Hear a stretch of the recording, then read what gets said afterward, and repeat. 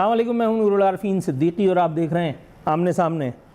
आज हम अवामी हुकूमत के एक ऐसे फ़ैसले पर गुफ्तगू करेंगे कि जो बताया गया है कि अवाम के बेहतरीन मफाद में उठाया गया है। ये रगबात के अवाम का इस बात पर इजमा है कि ये कदम उनके क़िताल की तरफ ही जाता है। बिजली सार्फिन से मज़ीद 200 अरब बटोर करके और मुस्तहिक़ीन को मेरा ख़्याल है मज़ीद नवाजने की तैयारियाँ हैं, ऐसा मेरा ख़्याल है। लेकिन इंशाअल्लाह हमारे जो मेहमान हैं वो अगर मेरी ये गलतफ़हमी साबित होगी तो उसको दुरुस्त कर देंगे। नेपरा ने इस हवाले से वसूली की बाकायदा मंजूरी भी दे दी है। इस हवाले से खबर मुझे बता रही है, नेपरा ने नेशनल ग्रिड कंपनी को सिस्टम से मुताल्लिक़ अखराजात की मद में सार्फिन से तकरीबन 200 अरब रुपए वसूल करने की मंजूरी दे दी। पाकिस्तान में कुछ काम तो हमारे ये जमहूर पसंद रहनुमा फरमा देते हैं और कुछ काम ये एपरा, छेपरा, नेपरा, ये जिस तरह के इदारे हैं अल्हम्दुलिल्लाह सुम्मा अल्हम्दुलिल्लाह ये फरमा देते हैं। ये हमेशा उसी किस्म के फ़ैसले करते हैं जिससे आवाम को तकलीफ़ हो। नेपरा का तो ख़ास तौर पे इस हवाले से बड़ा ज़बरदस्त उम्दा ट्रैक रिकॉर्ड रहा है और अल्लाह ने चाहा तो इंशाअल्लाह ताला इनका ये काम, इनका ये इक़दाम इसी तरह से जारी सारी रहेगा ताकि कि इस इदारे को ख़त्म करने के अहकामात वसूल हो जाएँ। और ऐसा कब होगा अल्लाह बेहतर जानता है। अब बात चलिए हुकूमत की, तो आपको ये बता दूं कि मुल्क में सिर्फ 15 दिन का पेट्रोल जो है वो बाकी रह गया है। इस हवाले से OCAC ने बाकायदा हुकूमत को एक ख़त लिख मारा है और OCAC ने इस हवाले से अपनी तफक्कुरात का इज़हार फरमाते हुए कहा है कि भाईजान कुछ करो। मिनिस्टर साहब अगर उनको फ़ुर्सत मिलेगी तो इंशाअल्लाह ताला वो कुछ करेंगे ज़रूर। इससे पहले जो उन्होंने किया था वो नाकाबिले बर्दाश्त था। पहले पेट्रोलियम डेवलपमेंट लेवी के नाम पे हमारी जेब काट ली गई। उसके बाद उन्होंने एक नई चीज़ ईजाद की जिसका नाम उन्होंने रखा क्लाइमेट सपोर्ट लेवी। इंशाअल्लाह ताला इंग्लिश में, इब्रानी में, फ़्रांसीसी में, लातीनी ज़ुबान में कुछ ना कुछ नया एक हफ़्ते के अंदर मज़ीद कुछ ईजाद करके और वो आवाम को मज़ीद इंशाअल्लाह ताला इन्वर्टेड कॉमास में लुत्फ़ अंदोज़ करेंगे, ऐसा मेरा गुमान है।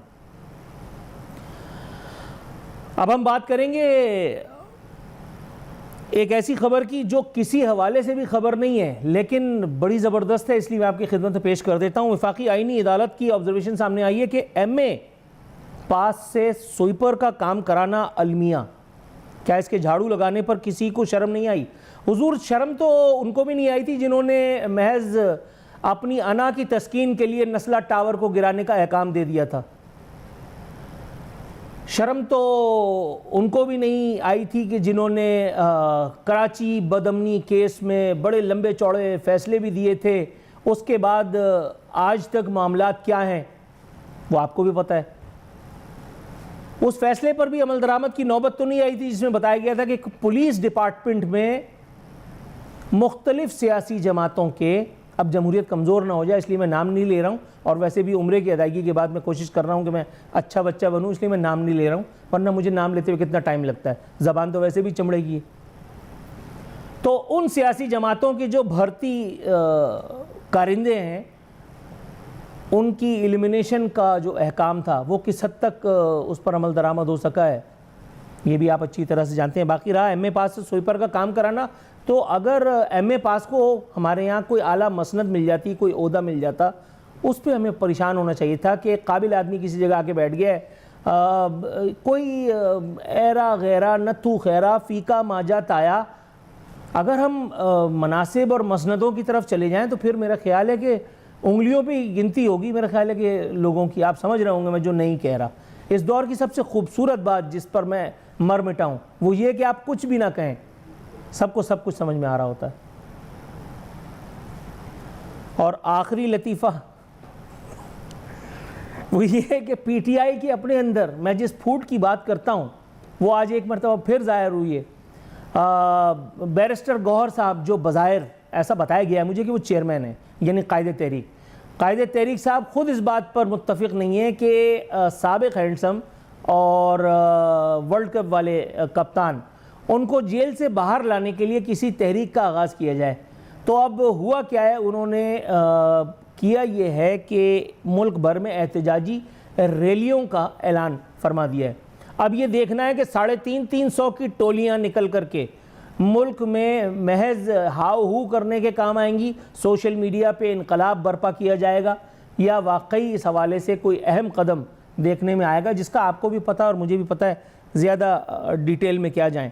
मैं अपने गेस्ट पैनल का तारुफ आपसे कराता हूं। मेरे साथ इस वक्त मौजूद हैं डॉक्टर फहद शफीक साहब, आप कोऑर्डिनेटर हैं prime minister's youth program Sindh के। ताल्लुक़ पाकिस्तान की हुक्मरान जमात से, ऑब्वियसली इनको स्टूडियो में तशरीफ़ लाने पर खुशामदीद कहते हैं सर, वेरी वार्म वेलकम। साथ ही साथ काफ़ी तवील अरसे के बाद, बल्कि यूँ कह लीजिए कि मेरे अच्छा बच्चा बनने के बाद, एक तवील अरसे के बाद मेरे साथ स्टूडियो में तो नहीं, अलबत्ता टेलीफोन लाइन पर हमारे साथ मौजूद हैं तैमूर द ग्रेट तालपुर साहब, उनको भी खुशामदीद कहते हैं। तैमूर साहब अस्सलाम वालेकुम सर। वालेकुम अस्सलाम। वालेकुम सलाम। ये जो आपने वालेकुम अस्सलाम कहा है ना गर्मजोशी से, इससे ये पता चल गया कि कोई गिला शिकवा नहीं है और अल्हम्दुलिल्लाह ये गाड़ी अब जय और वीरों की तरह से चलेगी। ज़बरदस्त है सर, आपको खुशामदीद कहते हैं। भाई मुझे तो नूरुल आरफीन का वो बैड वाला बच्चा ज्यादा पसंद है, अच्छा बच्चा पता नहीं मुझे मजा दिया ना दिया, अब देखते हैं कैसे चलता है। हाँ बस thank you so very much for being with us sir. मैं बस शो का आगाज किए लेता हूँ। डॉक्टर फहद शफीक साहब से पहले निमट लेते हैं, आप जरा थोड़ा सा सीट बेल्ट बांधिए। डॉक्टर साहब, सबसे पहले हम बात कर लेते हैं उन बेचारों की जिनका नाम है अवाम, जिनके अंगूठे हर 5 साल बाद जो है वो जमहूरियत पसंदों को याद आ जाते हैं। सर ये खबर मैंने घर में नहीं छापी, ये खबर बता रही है हुकूमत की बिजली सार्फिन पर मजीद बोल्ड इटैलिक अंडरलाइन 200 अरब का बोझ डालने की तैयारी। सर यही काम तो पिछली हुकूमत भी कर रही थी, उससे पिछली हुकूमत भी कर रही थी, बल्कि हर दौर में तकरीबन इसी तरह से होता है। तो ये काम करने के लिए इक़्तिदार आप लोगों को नसीब हुआ था, इसी के लिए कहते हैं कि हमने अपनी सियासत कुर्बान करके रियासत को बचा लिया। वो रियासत जहाँ आवाम ही ना हो उसका वजूद क्या माने रखता है? आवाम से खाली रियासत, उसको अगर आपने बचा भी लिया तो क्या किया? बिस्मिल्लाहिर्रहमानिर्रहीम। बहुत शुक्रिया नूरुल आरफीन आपका कि आपने अपने प्रोग्राम में मदु किया, और डेफिनेटली ये बहुत इंपॉर्टेंट टॉपिक है। आपने एक मजलिस पढ़ी और उसके मसाइब बयान किए, तो मैं ये मतलब कि मुझे ये हो रहा था कि मैं फ़ज़ाइल बयान करूं। मसाइब तो आपने बयान कर दिए। देखिए ये तस्वीर का एक रुख है, लेकिन तस्वीर का दूसरा रुख क्या है कि आवाम के ऊपर ये बोझ नहीं पड़ेगा जो डिज़र्व करते हैं। मेरी बात को थोड़ा सा समझिएगा कि जो अवाम, जो BISP के साथ कनेक्टेड अवाम हैं, जो कि डिज़र्विंग अवाम है, जब वो BISP पे जाकर रजिस्टर्ड होते हैं तो उनकी वेरिफिकेशंस होती हैं और उसके बाद वो डिज़र्विंग करार होते हैं ताकि उनको कार्ड इशू हो जाए। अब आपके बिलों के ऊपर एक बार कोड आएगा और आ रहा है, उस बिल के ऊपर जो डिज़र्विंग लोग हैं। अच्छा, अब क्योंकि टेक्निक्स क्या थी मैं आपको बताऊं एक बात, कि 200 यूनिट से ऊपर बिल जाएगा तो पिछले 200 भी नए स्लैब में चले जाएंगे। तो लोगों ने 2, 3, 4 मीटर्स लगवा लिए कि हम उसको ब्रेकअप्स में करके और 200 यूनिट इस्तेमाल करेंगे ताकि हम वो सब्सिडी वाली सिचुएशन में आ जाएं। उसको तोड़ने के लिए डेफिनेटली कि जो डिज़र्विंग लोग थे वो उनकी चीज़ को भी ख़राब कर रहे थे। उसको तोड़ने के लिए जो आपका बिल है उसके ऊपर आपका बार कोड होगा, आप उसको स्कैन करके अपनी इंफॉर्मेशन डालेंगे, ऑटोमेटिकली आप सब्सिडी में आ जाएंगे। ये सब्सिडी ख़त्म नहीं की गई, ये इसका फार्मूला चेंज किया गया है ताकि जो लोग डिज़र्विंग थे उनको उन तक ये चीज़ पहुँचे, जो डिज़र्विंग नहीं थे उनको किस किस्म का फ़ायदा इससे मिलना चाहिए, मैं तो ये समझता हूँ। तो आम आवाम, जो गरीब आवाम है, लोअर मिडिल क्लास की अगर हम बात करें, डेफिनेटली मैं आप मिडिल क्लास से ताल्लुक़ रखते हैं, एक हमसे भी नीचे तबका है जो कि लोअर मिडिल क्लास है, उनके लिए वो डेफिनेटली कि यहाँ पे BISP एक हुकूमत पाकिस्तान का इदारा है और उसके ऊपर सारी इंफॉर्मेशंस लोगों की भी मौजूद हैं, लोगों के पास कार्ड्स भी मौजूद हैं। तो इसका फार्मूला चेंज किया गया है। और लाजमी बात है कि देखें हमारी एक ये हकीकत है कि पाकिस्तान IMF के साथ कनेक्टेड है, तो बहुत सारी सिचुएशंस ऐसी होती हैं कि वो IMF के कहने पर उसको करना पड़ता है, लेकिन हुकूमत ने, पावर डिवीज़न ने इसका फार्मूला चेंज किया है। मैं जब ही कह रहा था कि मसाइब तो आपने बयान कर दिए, लेकिन आम आवाम तक ये मैसेज पहुंचना चाहिए कि ख़त्म नहीं किया, लेकिन जो डिज़र्विंग हैं उनको उनका हक मिले, उस फार्मूले को चेंज किया है कि आप बार कोड को स्कैन करें, if you are registered in BISP तो आप उसके कैपेबल हैं, आपको सब्सिडी मिलेगी। ठीक हो गया सर। तैमूर तालपुर साहब, सर यही सवाल लेकर के मैं आपके पास आना चाहता हूँ। हुजूर वाला मैंने नाम पूछा, मुझे शनाख्ती कार्ड नंबर बता करके और 11 नंबर की बस में रवाना फरमा दिया डॉक्टर फ़ाज शफीक ने, जिस पे मैं उनका शुक्रगुजार हूँ, आभारी हूँ। हुजूर वाला, मैंने पूछा कि अवाम की जेब से 200 अरब रुपए निकाले जा रहे हैं, क्या आप इसीलिए इक़्तिदार में आए? और उन्होंने मुझे फ़ज़ाइल बता दिए। उन्होंने कहा कि नहीं, असल में हमने नए तरीके से जो है वो एक कार्रवाई डाली है। हुजूर वाला, फिर इन्होंने BISP प्रोग्राम के फ़ज़ाइल भी बताया कि जिसकी वजह से कुछ राहत मिलेगी यकीनन लोअर मिडिल क्लास को। हुजूर, मुझे याद पड़ता है कि इलेक्शन से पहले या इलेक्शन के दौरान BISP के हवाले से राना सनाउल्लाह साहब तो ऑन रिकॉर्ड है कि ये तो बहुत ही मतलब फ्रॉड प्रोग्राम है, इसमें तो अपने चाचे मामे रजिस्टर्ड हैं। लेकिन आज जैसे ही वो गिलगित बल्तिस्तान का इलेक्शन ख़त्म हुआ है, वैसे ही हुकूमत को भी और हुकूमत के लोगों को भी BISP के फ़ज़ाइल भी समझ में आ गए और अब तो वाक़ायदा उसकी दलीलें दे करके और मुझे जो है वो समझाया जा रहा है। सर, आपके ख्याल में मुझ जैसे ऊँट को इस रिक्शे में बैठ जाना चाहिए? अरविंद साहब, जब आप बात कर रहे थे, अपने प्रोग्राम शुरू किया और आप पूछ रहे थे क्या ये सच है या गलत है, तो मैं उस वक्त दुआ कर रहा था कि काश मैं ये कह सकूं कि जो बर्डन अवाम पे आने वाला है वो काश कि आपकी बात गलत हो, पर अफसोस के साथ ये तो हमारे गले में फिट हो चुका है। और आज के हालात, कहाँ फ्यूल की प्राइसेस जा रही हैं, फ्यूल की प्राइसेस हर कमोडिटी को अफेक्ट करती हैं, यानी कि वो हमारे गले में फांसी का फंदा अलग, और उसके साथ साथ अब ये भी, तो ये तो मैं नहीं समझता कैसे होगा। मुझे आज इस बात की जरूर खुशी हुई कि फहद, जो कि मेरा भाई है, हमारा दोस्त है, उसने कम से कम ये रियलाइज किया कि जो हम समझा रहे थे, जो BISP जिसको दुनिया मानती है, जिसको वर्ल्ड बैंक ने माना हुआ है कि ऐसा प्रोग्राम की दुनिया में नहीं है, तो आज इनको ये एहसास भी हुआ और ये महसूस हुआ कि उस प्रोग्राम के थ्रू क्या क्या काम हो सकते हैं और क्या क्या चीजें ग्रास रूट तक हम गरीबों के पास पहुंचा सकते हैं, डिजर्विंग के पास पहुंचा सकते हैं। पर मसला ये है, ये जो BISP प्रोग्राम है उसमें वो लोग होते हैं जो बिल्कुल बिलो द पॉवर्टी लाइन है, जो हमारी बेचारी वाइट कॉलर क्लास है वो इसमें नहीं आती। काश के कोई ऐसा प्रोसीजर करते कि मुझे भले कितना भी कर दें टैक्स, नूरुल आरफीन को कर दें, माशाल्लाह से Fahad is a flourishing businessman, उस पर डाल दें तो शायद हम बर्दाश्त कर। पर जो मिडिल क्लास का आदमी है ना, जो BISP में नहीं है, वो ये बर्दाश्त नहीं कर सकेगा। और मुझे पता है, ये बिल्कुल दुरुस्त वजह बात फरमाई कि हम मजबूर हैं IMF के सामने, पर हमें खड़ा होना पड़ेगा। अवाम के ऊपर हम ज्यादा बोझ नहीं डाल सकते, ये अवाम बोझ बर्दाश्त नहीं करेगी। अभी तो अवाम थोड़ी चुप है, अवाम खुश है। हम टी स्टॉक्स में सबसे आगे था पाकिस्तान, अवाम ये सोच के थोड़ा बर्दाश्त कर जाती है। हमने इंडिया से जंग लड़ी, जंग फतेह की, ये सोच के जो है अवाम थोड़ा बर्दाश्त कर लेती है। पर मेरे ख्याल से ये अगर बोझ आया तो हुकूमत भी बहुत सुनेगी, और हम जो बेचारे इक़्तिदार में नहीं हैं पर हुकूमत के हिमायती बैठे हैं, हमारे साथ भी बड़ा जो है मेरे ख्याल से सुनने को मिलेगा और मिलना चाहिए, डिजर्व करेंगे हम। तो आई एम होपफुल कि प्राइम मिनिस्टर साहब कुछ सोचेंगे, फेडरल मिनिस्टर कुछ सोचेंगे, IMF से बात करेंगे और कोई तरीका करेंगे इसको डाइवर्सिफाई करने का किसी और जगह पर। दुरुस्त है सर। इसी तयक्कुन के साथ जिस तरह से तैमूर साहब ने फरमाया कि अल्लाह करे हमारी IMF से जान छूट जाए, हमें नवीदें तो बहुत सुनाई देती हैं। इस पर मुझे अपना एक शेर भी याद आया कि दे रहे हैं हमें नवीदें खुशबख्ती की, हाकिम वक्त का ये हज़ियान बुरा लगता है। मतलब मैं मैट्रिक में था 1992 में, उस वक्त मेरी उम्र माशाअल्लाह पूरी 14 साल हो चुकी थी। उस वक्त से ही मुझे याद है कि हमें लाल गुलाबी बातें बताई जाती थीं। ये बताया जाता था कि एक ना एक दिन हमारे हालात बदलेंगे।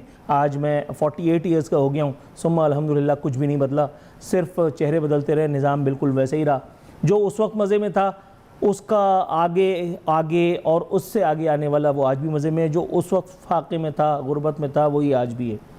तो IMF से हमारी जान कैसे छूटेगी जब हम IMF के लोगों को ला करके हुकूमत में वज़ीर फलाना, वज़ीर ढमकाना बना देंगे, तो वो अपनी वहीं की नौकरी पक्की करेगा, ना कि हमारे लिए कुछ ना कुछ करेगा। और दूसरी बात सर, ये IMF जिसके वजह से हम गरीबों को या लोअर मिडिल क्लास को चलिए परेशानी का सामना करना पड़ता है ये जब हम 12 अरब रुपए का तैयारा ख़रीदते हैं, ये उस पर कोई कुछ क्यों नहीं कहता?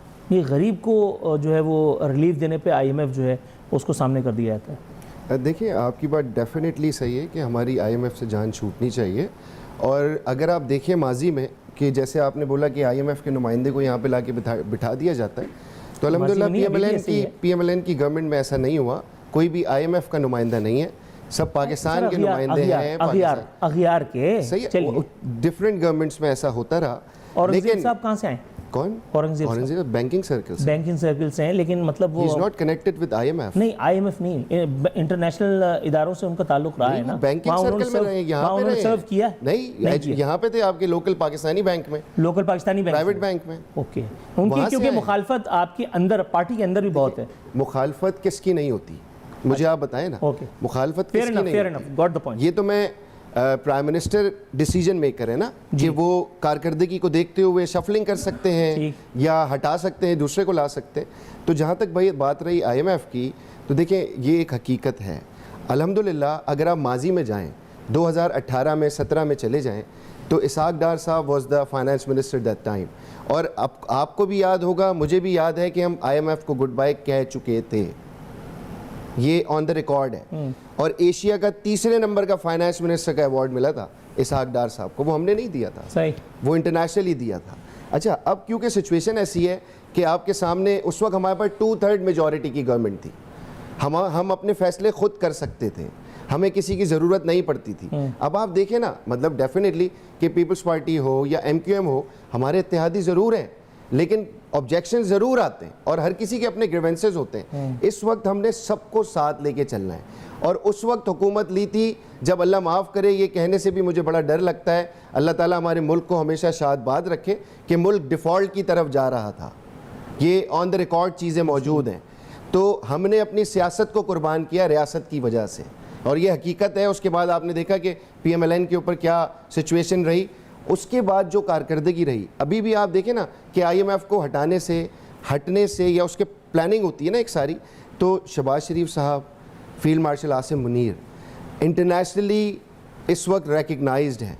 वो डिफरेंट कंट्रीज़ जाते हैं, उनसे MOUs करते हैं, वो पाकिस्तान आते हैं, जॉइंट वेंचर्स होने जा रहा है। हम उनसे पैसे नहीं मांग रहे, हम उनको कह रहे हैं कि आप हमारे साथ जॉइंट वेंचर करें 50-50 का, और पाकिस्तान में इंडस्ट्री लगाएं, पाकिस्तान में सिचुएशंस क्रिएट करें, जिस तरीके से नौजवानों के लिए सिचुएशंस क्रिएट की जा रही हैं।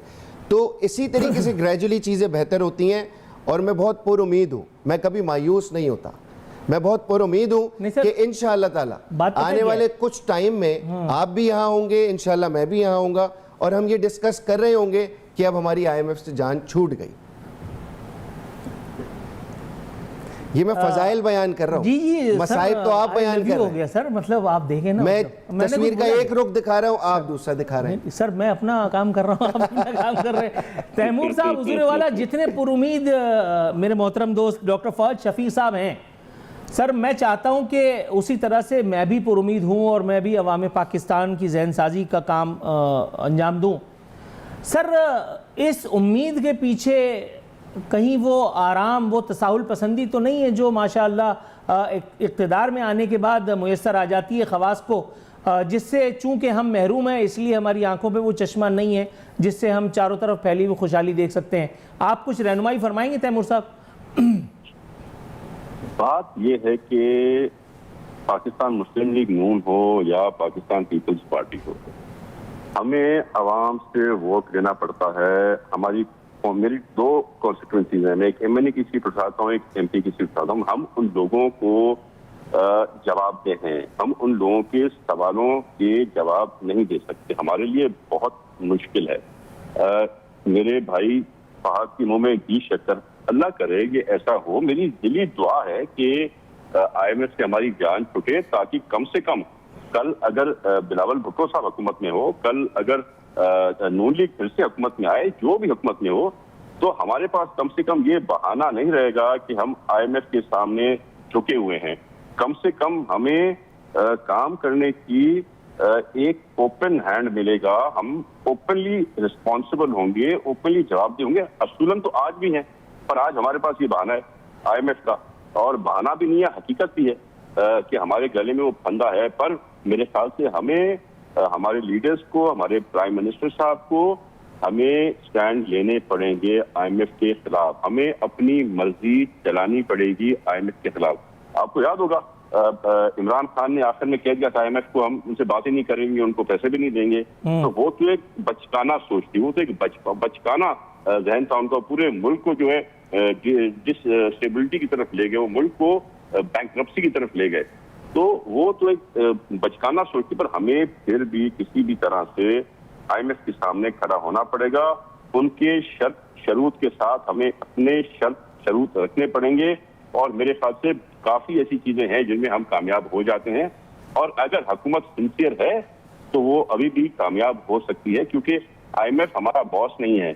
IMF ऑफ कोर्स हम उनके उधारी जरूर हैं, पर उनके मातहत नहीं है। दुरुस्त है। इस वक्त हमारे साथ मौजूद हैं पाकिस्तान तहरीक इंसाफ के रहनुमा MPA हैं, सिंध असम्बली में अक्सर गरजते बरसते दिखाई देते हैं, गाए गाए हमारे प्रोग्राम में भी जलवगर होते हैं और क़ुलूब को लूटने का फरीज़ा सर अंजाम देते हैं, और वो भी नहायत धड़ल्ले से।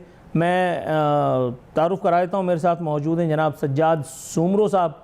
सज्जाद साहब प्रोग्राम में खुश आमदीद कहते हैं सर। जी अस्सलाम वालेकुम भाई। वालेकुम सलाम हुजूर वाला, कैसे हैं आप? बॉस बात ये है कि मैं आवाम के लिए कुछ उछल कूद फरमा रहा था अभी प्रोग्राम के आगाज़ में, तो काफ़ी तसल्ली बख्श इलाज फरमाया है डॉक्टर फ़हद शफ़ीक साहब ने, जो कोऑर्डिनेटर हैं prime minister's youth program Sindh के, पाकिस्तान मुस्लिम लीग नून के रहनुमा हैं। साथ ही साथ उनके तैमूर तालपुर साहब भी मौजूद हैं पाकिस्तान पीपल्स पार्टी से, आप उनसे भी बखूबी वाकिफ़ हैं।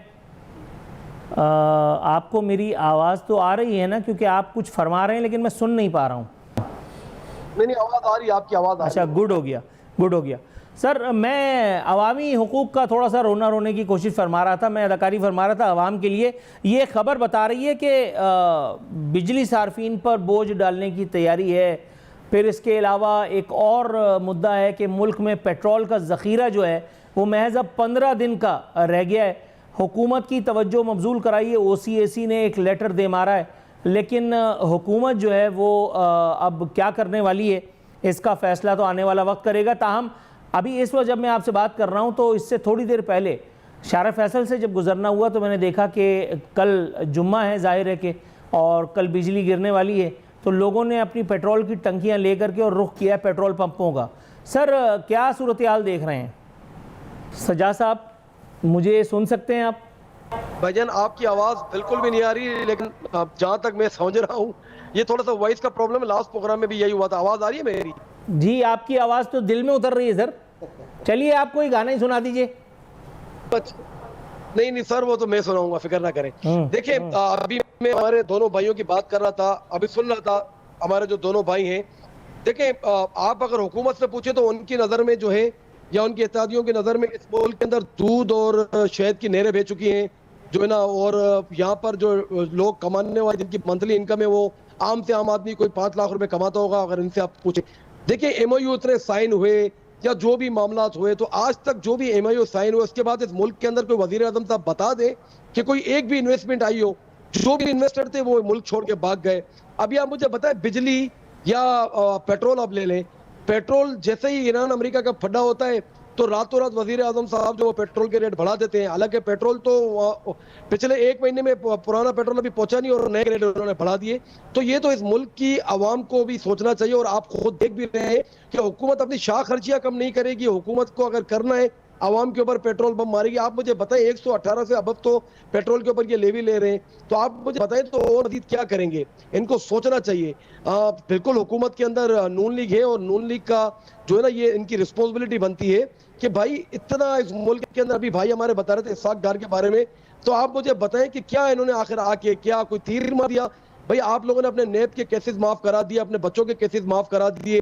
इस अवाम के लिए आप लोगों ने क्या किया? आप लोगों ने 27वीं तरमीम या इससे पहले जो भी तरमीम थी, तो ये तरमीमों पे तरमीमें आप लोगों ने की, लेकिन अवाम के लिए कोई एक तरमीम की? तो आप मुझे बताएं इस मुल्क के अंदर, आप मुझे बताएं इतनी गुर्बत, इतनी महंगाई कि औरतें अपने बच्चे बेच रही है, अपनी इज्जत बेच रही है, लेकिन गवर्नमेंट जो है वो तो यही कहेगी कि जो है मुल्क जो है वो बिल्कुल सातवें आसमान की तरफ जो है ना बिल्कुल जा रहे हैं। तो कोई परेशान हाल इस मुल्क के अंदर नहीं है, या कोई भी आप चीफ असेंबलियों में बैठते हैं सिर्फ अपने अपने जो है ना वो गिरबानों में झांकते हैं और अपने अपनी जो है ना वो तरमीमों पे तरमीमें कर रहे होते हैं। लेकिन इस मुल्क का आखिर कौन सोचेगा? कोई भी नहीं सोच रहा है मेरे भाई। अब चाहे वो, मैंने आपको पता है लास्ट प्रोग्राम में अपनी हुकूमत की भी बात की थी, केपी पे ये भी ज्यादती है कि यार वो जो ब्लू पासपोर्ट वाले मामला थे या जो भी है, उन्होंने भी उस चीज को रिटर्न कर दिया है। ये हमारी रिस्पॉन्सिबिलिटी नहीं, हमारी रिस्पॉन्सिबिलिटी हम लोगों के लिए काम करें, आवाम के लिए काम करें, हमें आवाम ने चुना है। अभी मेरे भाई ये तैमूर भाई बात कर रहे थे, क्योंकि पता नहीं इमरान खान ने इनको ऐसा क्या इनके साथ किया है कि यार जो भी है बेचारे हमारे खान साहब को भूलते नहीं है, चाहे असेंबली के मामला तो या किसी टीवी प्रोग्राम में भी हो। 3.5 साल इमरान खान ने हुकूमत की है और हिसाब इनको इमरान खान देगा पूरे 40 सालों का। 40 साल से माशाल्लाह पीपल्स पार्टी और नून लीग पहले ताड़ी बारी, सिर्फ साड़ी बारी, फिर ताड़ी बारी, लेकिन इसके बावजूद क्या किया है? फिर कहते हैं कि यार हमें अगली बार वापस वोट दे। सर आपने बड़ा अच्छा सवाल पूछा है कि क्या किया है अब तक के इक़्तिदार में। मेरा ख्याल है इसका जवाब के लिए थोड़े से वक्त की ज़रूरत तो पड़ेगी, लेकिन यह वक्त हुआ है कमर्शियल ब्रेक का। ब्रेक के बाद अपने मेहमानों से ये सवाल लेकर के जाऊँगा। नाज़रीन, एक मुख्तसर सा वक्फा।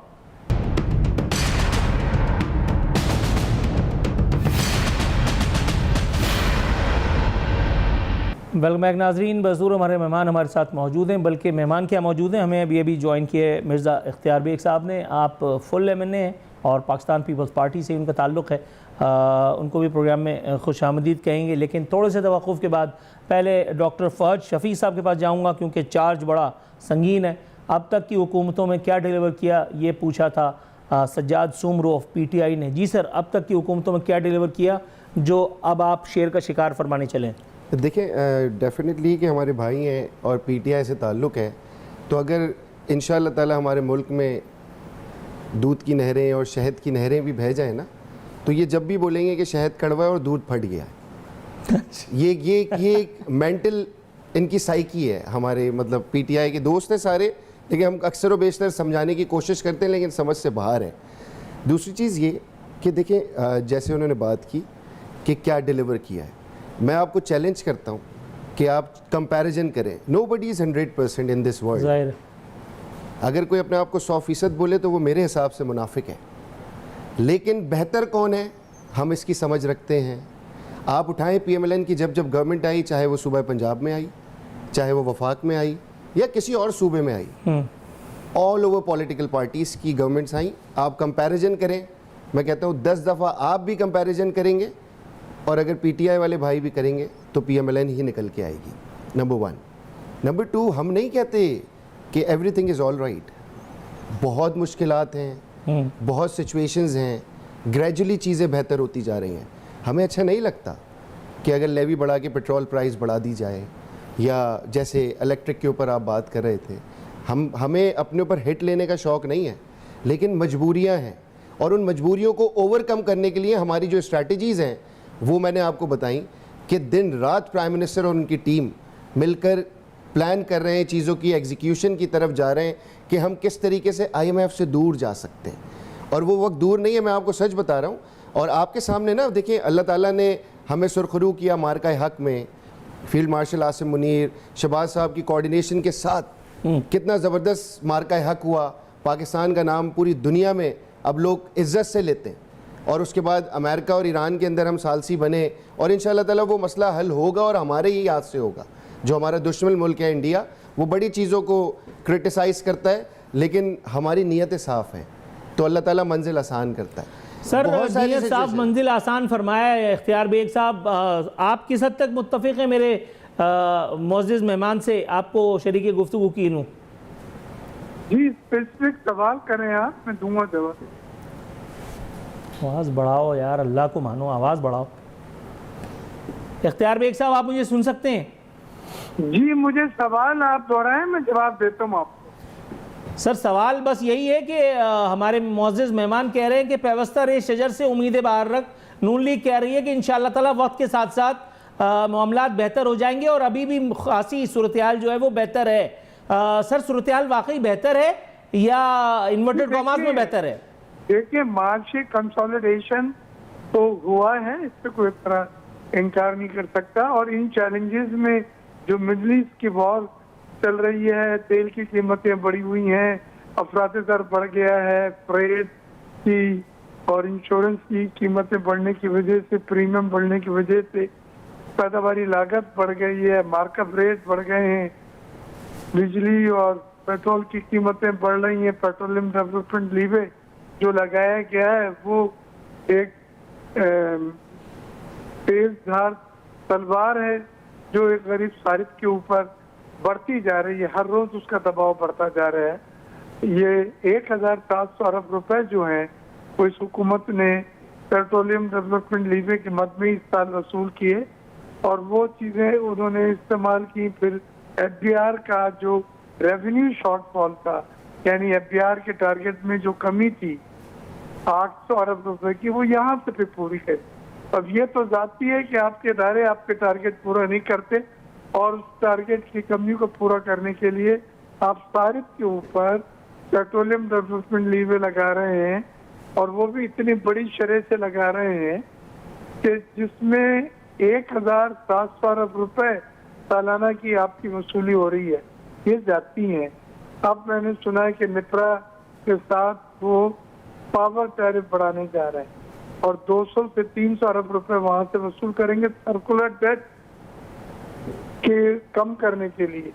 इस वक्त पाकिस्तान के गर्दिशी कर्जे जो हैं वो तकरीबन 5000 अरब रुपए तक पहुंच चुके हैं, जिसमें 2000 अरब रुपए पावर के हैं और 3000 अरब रुपए गैस के। पावर में इन्होंने अभी 1200 अरब बैंकों से कर्जे लिए थे, 18 बैंक थे और शरह सूद पे लिए थे। अब ये मजीद सारिफ की जेब पे हमला कर रहे हैं। बैंकों से तो ले लिए, अब ये 200 से 300 अरब सारिफ से लेके और उसको पूरा करना चाहते हैं। तो ये तो एक आदत पड़ गई है कि जो चीज में खसारा है, जो चीज में नुकसान है, अखराजात में इजाफा है, टारगेट पूरे नहीं हो रहे, हदायत पूरे नहीं हो रहे, तो वो आप या पावर की मद में टैरिफ बढ़ा के तारीफ से वसूल कर रहे हैं। आप इस चीज के मैं बिल्कुल खिलाफ हूँ। आप बिल्कुल इस चीज़ पे मुतरज़ हैं और मेरा ख्याल है कि ठीक भी मुतरज़ हैं। ज़रा डॉक्टर साहब की, मिर्ज़ा साहब की आवाज़ को बेहतर बनाने की कोशिश फरमाइए टेक्निकल टीम। मैं जब तक सज्जाद सुमरो साहब से निमट लूँ। सुमरो साहब सर, अब आपकी तरफ आ जाते हैं। पाकिस्तान तहरीक इंसाफ के मद्दाहों का, उस शाख का जो है वो थोड़ा सा अहवाल पूछे लेते हैं। हुजूर वाला एक ख़बर जो है वो बता रही है पीटीआई की पार्लिमानी पार्टी इजलास की अंदरूनी कहानी सामने आ गई। ख़बर के मुताबिक बैरिस्टर गौहर समेत अरकान की अक्सरियत किसी तहरीक के बजाय, यानी कायदे तहरीक की रिहाई की बात हो रही है, किसी तहरीक के बजाय एक दिन के जलसे के हक़ में थी। उनका कहना था कि हमें मुल्कगीर एहतजाज के बजाय एक जलसा करना चाहिए। सर, अब मैं कहूँगा तो फिर बात निकलेगी। सर, जिसको ओहदा मिलना था उसको तो ओहदा मिल गया, जो जेल में है वो जेल में ही है बदस्तूर और पता नहीं कब तक है। तो ये पॉलिटिक्स है कि किसी की कॉस्ट पर कोई मज़े फरमाए। मैंने कुछ नहीं कहा, मैंने किसी का नाम नहीं लिया, लेकिन आपको भी सब समझ में आ रहा है कि मैं क्या फरमा रहा हूँ। तो ये जो इस वक्त बैरिस्टर साहब हैं, ये मतलब डबल नौकरी फरमा रहे हैं, मतलब एक पाकिस्तान तहरीक इंसाफ में और दूसरा मतलब जो चूँकि ये वकील हैं तो बैरिस्ट्री तो फरमा ही रहे हैं। आप समझ तो गए होंगे मैंने क्या नहीं कहा। जी जी बिल्कुल, आपने क्या नहीं कहा कि होने के बावजूद सब कुछ कह दिया है। देखें, यही जो है ना वो ज्यादती है। जाहिर है कायद हमारा बिल्कुल जेल में है और यहाँ पर जिसका लास्ट आपके प्रोग्राम में मैंने बात की थी, देखिए मैं कोई दूसरे डी वाले वगैरह हूँ नहीं, जो फैक्ट है, जो रियलिटी के ऊपर बात है उसके ऊपर बात करूंगा। सरासर ज्यादती है क्योंकि अब ये अपने अपने मजों में लगे हुए हैं, अपनी अपनी जो ना में। देखिए, हम सिंध गवर्नमेंट के एमपी थे, हम बिल्कुल सिंध के अंदर है, जितना हमसे हो सकता है हम अपने कायद के लिए यहाँ पर बिल्कुल आवाज उठाते हैं। अब रही बात पंजाब या केपी की हमारी खुद की गवर्नमेंट है, लेकिन इसके बावजूद भी आपको पता है कि जब हमारे इतने सारे जो है पार्टी के रहनुमा इनके होने के बावजूद जो है वो इमरान खान साहब की बहनें जो है ना वो जाके दूसरी जगह पे जो भी एहतजाजी मुहिम है या जो भी चीजें उसके ऊपर जा रही है, तो ये एक लम्हे फिक्रिया है हमारे पार्टी के उन लीडरों के लिए कि जो इमरान खान साहब के नाम पे, चाहे वो एमएनए हो, एमपी हो या सीएम की कुर्सी पे गए हो, XYZ जो भी हो, ये सरासर ज्यादती है। खान जो जेल के अंदर बैठा हुआ हमारी नस्लों के लिए बैठा हुआ है, हमारे आने वाले जो पाकिस्तान के मुस्तकबिल के लिए। लेकिन जाहिर है यहाँ पर जो है वो जो मजे ले रहे हैं वो आपके सामने की बात है, मुझे किसी के नाम लेने की जरूरत नहीं है। लेकिन इतना मैं जरूर कहूंगा कि ये सरासर ज्यादती है कि जिस मकसद के लिए, जिस कोर्स के लिए हम जमा हुए, आज हम उससे पीछे हट गए, हम दूसरी तरफ चले गए और एक एक बंदा एक एक नहीं 2-2 3-3 नौकरियां कर रहा है। आप भी मेरे अल्फाजों में समझ जाओ। दुरुस्त है भाई, ज़रा थोड़ा सा आवाज़ की तरफ अगर तवज्जो दें ताकि मैं पूरी तौर पे समझ सकूं। अभी मैं ज़रा अदाकारी फरमा रहा हूँ। डॉक्टर साहब, पार्लिमानी पार्टी मतलब सवाल पूछते हुए भी हया आती है, लेकिन इसी को सियासत कहते हैं कि दुख झेलें भी फाख्ता और कौए अंडे खाएं। आप समझ तो गए होंगे मैं क्या नहीं कह मैं रहा। बिल्कुल समझ गया। तो मतलब रावी चैनी चैन लिखता है। देखिए, डेफिनेटली कि किसी के बोलने पे तो नहीं रोक सकते, और अक्सर व बेशतर ऐसा होता है कि हमें बोला जाता है कि आपने अगेंस्ट नहीं बोलना क्योंकि इत्तेहादी हैं और हमारे साथ हैं हुकूमत में। इत्तेहादी हैं पीटीआई वाले? मैं कुछ और बात कर रहा था आपको अच्छा, पुरानी। नहीं, मैं आप कुछ और भी समझ खबर गए निकाल होंगे रहा कि मैं क्या कहना चाह रहा था। मैं खबर निकालने के देखिए, चक्कर में था। पीटीआई वालों को मैंने एक नाम दिया है, ये इत्तेहादी नहीं है, बेचारे मासूम हैं। मासूम है जी, जो एक लाल बत्ती के पीछे चलते जा रहे हैं, चलते जा रहे हैं, चलते जा रहे हैं, पता ही नहीं है कहाँ जाना है। और भाई सर, राइट भी ऐसा तो जाना है, नहीं लेफ्ट कि भी जाना है। नविश्ता दीवार पढ़ लिया और उनको पता है कि अब पॉलिटिकली तो आपकी हुकूमत को कोई ख़तरा नहीं है, इसलिए पाकिस्तान में शायद कोई हकीकी अपोजिशन भी नहीं है। नहीं, अपोजिशन क्यों नहीं है? हकीकी अपोजिशन है। कौन है? आपके सामने कल के बयानात, परसों के बयानात। मैं उस बयान पर तो जाने नहीं चाहता। वो हकीकी अपोजिशन है बयान, वो तबसरे के लायक मतलब कि सिचुएशन को आप देखें ना कि क्या सिचुएशन है। मेरे हिसाब से अगर इनके जो चेयरमैन बने हुए हैं अभी, गौहर साहब, अगर वो अपोजिशन नहीं कर रहे तो इसमें मेरी गलती तो नहीं है। अगर हुकूमत बिल आप कह रहे हैं कि काम नहीं कर रही तो भी मेरी गलती, अपोजिशन काम नहीं कर रही तो भी मेरी गलती। तो ये देखिए डेफिनेटली कि ये सिचुएशन ये आपकी गलती नहीं है, लेकिन ये आपकी गुड लक भी नहीं है। डॉक्टर मिर्ज़ा साहब, हुजूर वाला, ज़रा कुछ फरमाइएगा कि ऐसी हुकूमत की जिसकी कोई हकीकी अपोजिशन ना हो, उसको तो फिर मतलब आसमान से चांद तारे ही तोड़ के लाने चाहिए अवाम को। तो हम उम्मीद रखें कि चांद तारे टूट पाएंगे इनसे? देखिए, मैं एक कौमी असम्बली का रुकन भी हूँ, पार्लियामेंट का हिस्सा हूँ। मैं समझता हूँ कि अपोजिशन लंगड़ी लूली जो भी हो, वो पार्लियामेंट के लिए, अवाम के लिए नहायत जरूरी है और उसका होना बहुत जरूरी है। यही वजह है कि हम जब भी बिल पेश कर रहे होते हैं तो उसको हर जाविये से देखा जाता है, ये जहन में रख के कि ये अपोजिशन इसके ऊपर असरअंदाज कर सकती है, तरमीम ला सकती है, वगैरह वगैरह। लेकिन ये बात भी सही है कि पीटीआई ने एक अपनी पार्लियामेंट में जो उनकी स्ट्रेंथ थी, एक वक्त में अपोजिशन मिला के 100 उनके वोट थे, उन्होंने उसको इस्तेमाल नहीं किया। उन्होंने पार्लियामेंट को नहीं इस्तेमाल किया। उन्होंने सड़कें, जलसे, जुलूस, इन चीजों को औक़ियत दी, अहमियत दी, लेकिन उससे हासिल कुछ नहीं कर सके। तो मैं समझता हूँ उनको अपनी हुकूमत अमली बदलनी चाहिए। वो एक मौसर अपोजिशन का किरदार अगर करते हैं तो उन लोगों का भी मैंडेट जिन्होंने दिया है, आप हक अदा कर रहे हैं जिन्होंने आपको यहाँ पार्लियामेंट में भेजा है। और अगर आप नहीं कर रहे, यहाँ बैठ के सिर्फ शोर शराबा करके थोड़ी देर में बाइकआउट करके चले जाते हैं, बिल तो पास हो जाते, मेजोरिटी तो है हमारी अलाइड पार्टीज की, लेकिन उन पे इनकी तरफ से जो बहस होनी चाहिए थी या तरमीम या तजावीज, वो उससे महरूम रहते हैं। तो ये कोई अच्छी बात नहीं है। अब इन्होंने कायमा कमेटियों के चेयरमैनशिप से रिजाइन करा हुआ है। अब कल मैंने जीएसपी इनकी जो कमेटियां थी जो पीटीआई देख रहे थे, उनकी मीटिंग ही नहीं हो रही है।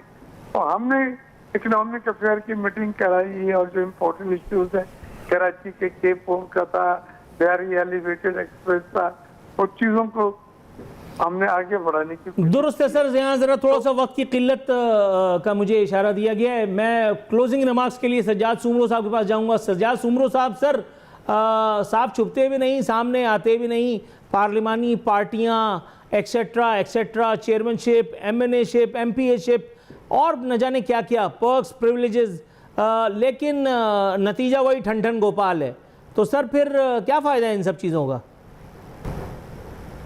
भाईजान मैं आखिरी अपने अल्फाजों में ये जरूर कहूंगा, हमारे भाई यहाँ पर बैठे हैं मुस्लिम लीग नून के, ये जो हंस के जो मुस्कुरा के जो हमारे ऊपर जो तंज कर रहे थे, यार काश ऐसा हो ना कि जो हमारे MP MNA जो हमारे वर्करों के घरों में चादर चार दीवारी जो पामाल हुई, जो जुल्म ज्यादती जो इनके ऊपर हुई, जो असेंबली के अंदर घुस के कौमी असेंबली में और जो हमारे MNAs को जो है ना घसीटा गया, शायद अल्लाह का इनकी पार्टी के साथ होना तो फिर हम भी कभी इनको बताएंगे जरूर कि जो हम पे बीती है और जिस तरीके से हमने अपोजिशन की है, और इसी तरीके से कभी ये करे तो फिर इनको भी लग पता जाएगा कि आप डंडा आपके सर पे, आपके घरों के बाहर वीगो ढाले, आपको चादर चार दीवारी उड़ा दी। मतलब कितनी चीजें जिसपे हमें बोलने की जरूरत नहीं है, ये चीजें मीडिया पे आया है, लेकिन इस तरीके से शेखी बिगाड़ना ये अल्लाह को जो है ना तकब्बुर पसंद नहीं है। और आपको भी अच्छी तरीके से पता है कि इनको भी अच्छी तरीके से पता है कि इनके भी दिन गिने जा चुके हैं। इंशाल्लाह बहुत जल्द देखेंगे कि जो इस वक्त हुकूमत की जो खलबलियां मची हुई हैं इनके आपस के अंदर, चाहे पीपल्स पार्टी के मामला हो, चाहे नून लीग के हो, या मौलाना साहब के जो रिसेंटली जो मामला चल रहे हैं पिछले 2-3 दिनों से, तो अल्लाह बस रहम करे। हमारे मुल्क के ऊपर हमारी हमेशा से दुआ रही है, लेकिन अभी भी क्या हम ये कहेंगे कि यार बस अभी मजीद कुछ और टाइम, इसके बाद मुल्क जो है ना टेक ऑफ की तरफ जाएगा। भाईजान मुल्क हमारा डिफॉल्ट कर चुका है बाखुदा, ये आपको भी अच्छी तरीके से पता है कि जो मामला चल रहे हैं, जो इस वक्त महंगाई मुल्क के अंदर, ये तो मसनूई चीजें दिखाई जा रही है। जिस दिन ये मीडिया पे भी पाबंदी हटेगी तो आपका मीडिया सबसे पहले बताएगा कि हमारा मुल्क इस वक्त कहाँ खड़ा हुआ है। लेकिन इस वक्त आपको पता है कि हर जगह से ये प्रेशराइज करते हैं, जो भी मामला होते हैं अपनी मर्जी की खबरें चलाते हैं, या जो इनके खिलाफ होती है वो खबरें चलती नहीं है।